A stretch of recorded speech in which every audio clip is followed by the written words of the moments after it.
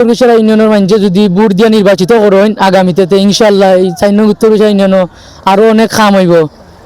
উদয়ের পথে সুরিকার বাণী, ভয় নাই ওরে ভয় নাই, নিঃশেষে প্রাণ যে করিবে দান, ক্ষয় নাই তার ক্ষয় নেই। আমরা এই মুহূর্তে রয়েছি পূর্ব বিলাসপুর গ্রাম, পূর্ব খান্দি যেটাকে বলা হয়, 4 নং কিলভাড়া ওয়ার্ডের সাথে সংযুক্ত এই এলাকাতে।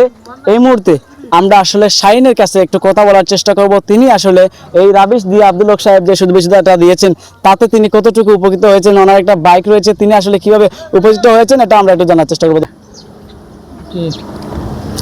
বিসমিল্লাহির রহমানির চেয়ারম্যান পদপ্রার্থী, সম্ভাব্য চেয়ারম্যান পদপ্রার্থী আব্দুল হক ফাউন্ডেশনের চেয়ারম্যান জনাব আব্দুল হক সাহেবের নিজস্ব অর্থায়নে আমরা পূর্ব বিলাসপুর গ্রামও আজকে রাবিশ ফলানি হরিকটার লাগে আমরা খুবই আনন্দিত।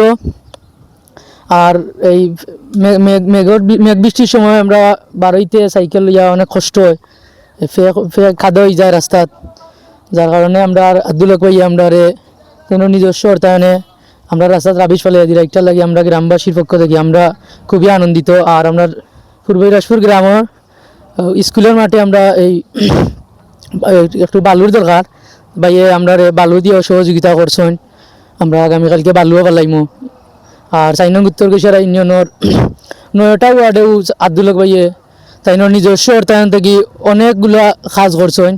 আগামী উত্তরকুশিয়ারা ইউনিয়নের মানুষে যদি ভোট দিয়ে নির্বাচিত করেন আগামীতে ইনশাল্লাহ এই 4 নং উত্তরকুশিয়া ইউনিয়নও আরও অনেক কাম হইব, এটা আমরা আশাবাদী।